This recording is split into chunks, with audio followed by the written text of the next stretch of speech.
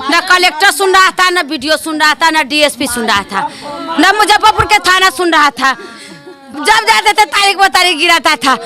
मेरा ससुर वहीं पे कांड गया। अब हम लोग भी जा रहे हैं जनता दरबार में। अब मेरा घर द्वार कौन देखेगा? उन्हीं पर मारता रे बाप। छोटा छोटा मेरा बच्चा है, 2 भाई थे। लेकिन 2022 से अभी 2024 का ये जुलाई महीना चल रहा है।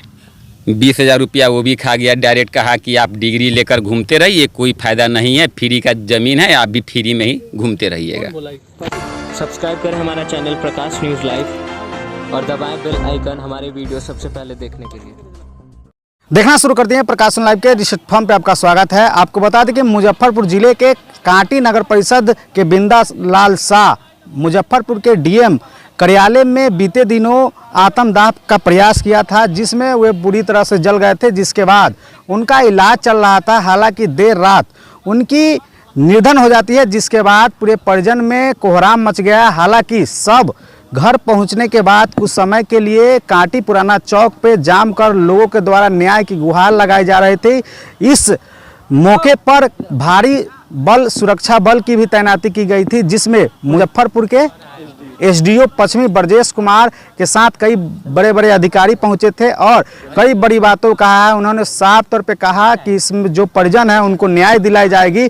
साथ ही परिजन के द्वारा आरोप लगाया गया कि लगभग 4 सालों से वे चक्कर लगा रहे थे ब्लॉक से लेकर जिला तक, मगर उनको न्याय नहीं मिल पाया। आगे क्या कुछ कर रहे हैं परिजन, खुद सुन लीजिए।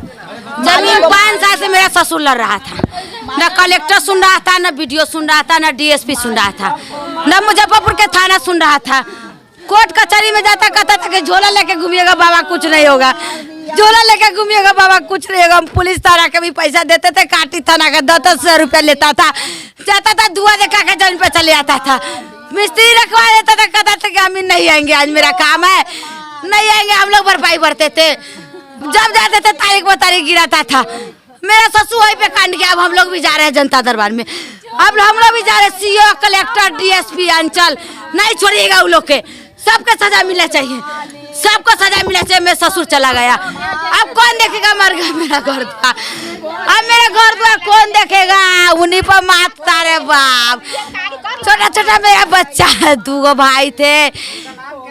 किनका? बिंदा लाल शाह गुप्ता था मेरा ससुर का नाम था। 5 साल से दौड़ रहे थे मेरा ससुर, 5 साल से। 2014 से ज़मीनी विवाद है। बिहार सरकार भू अधिनियम के थ्रू हमें 3 डिसमिल ज़मीन मिला था। खाता नंबर 73, खेसरा नंबर 6811।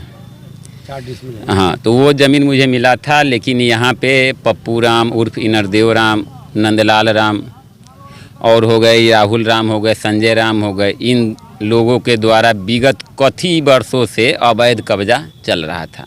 कभी भैंसी लाकर बांध देते, कभी बथान बना देते, कभी पीपल का पेड़ काट देते। ये निरंतर था। बीच में इंदिरा आवास भी पास हुआ। 50,000 रुपया भी पिताजी के नाम से, अब बिंदा लाल गुप्ता के नाम से आवंटित हुआ। उसी ज़मीन पर पापा ने छड़, सीमेंट, बालू, ईंटा वगैरह सब चीज़ गिरवाए। सारा चोरी करके ले गए।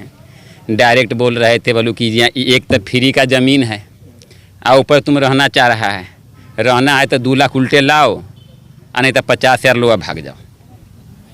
कभी चौराहे पे धमकाते थे, कभी कहीं धमकाते थे। पंचायत में बहुत जगह घूम गए, कोई सुनवाई नहीं। वार्ड नंबर 1 के पार्षद हैं, कोई सुनवाई नहीं। नगर अध्यक्ष हो, जो भी हो, सब जगह घूम गए।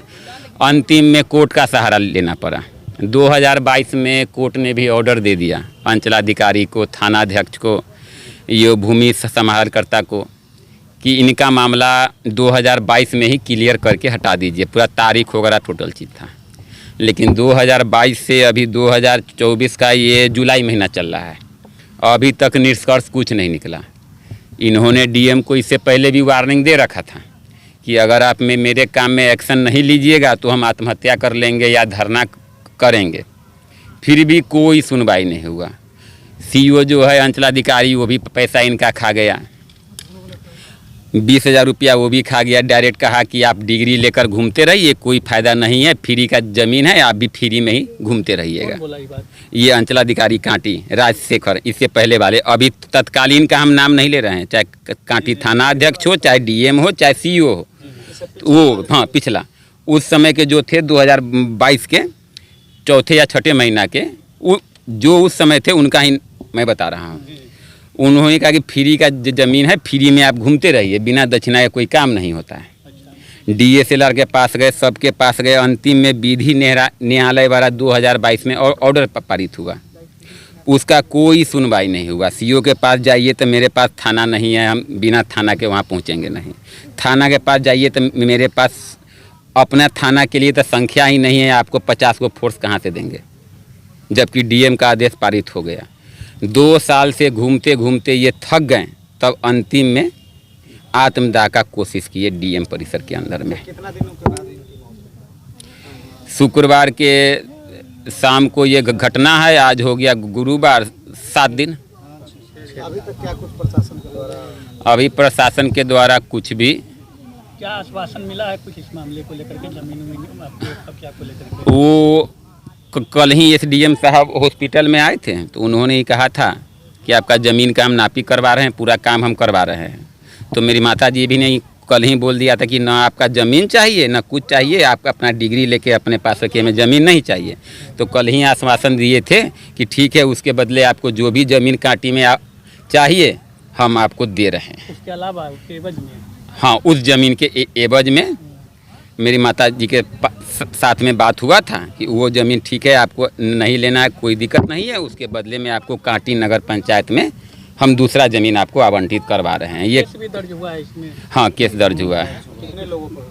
ये 5 लोगों पर एफआईआर दर्ज हुआ है। कोई कार्रवाई नहीं हुआ? हाँ नहीं, कल तो गवाही ही हुई है। हम लोग जो केस किए हैं उसका तो कल गवाही संपूर्ण हुआ है। अब आज से देखिए क्या होता है। आप उनके क्या हैं? मैं उनका छोटा वाला लड़का हूँ, रतीश कुमार। कि आपने सुना कि 7 परिजन के द्वारा कई बड़ी आरोप जो है जिला प्रशासन पर लगाया गया है। हालांकि प्रशासन के द्वारा कार्रवाई की जाती तो आज जो है बिंदालाल शाह जिंदा होते और अपने परिवार के साथ रहते। ऐसे में पुलिस प्रशासन लगातार पूरे मामले की जांच कर रही है। ऐसी तमाम खबर अपडेट देखने के लिए प्रकाशन लाइव के फेसबुक पेज पे बने रहे और यूट्यूब चैनल को सब्सक्राइब नहीं किए हैं तो यूट्यूब चैनल को सब्सक्राइब करिएगा ताकि हर एक खबर आपको मिलता रहे। तब तक लिया दीजिए, जय हिंद, जय बिहार।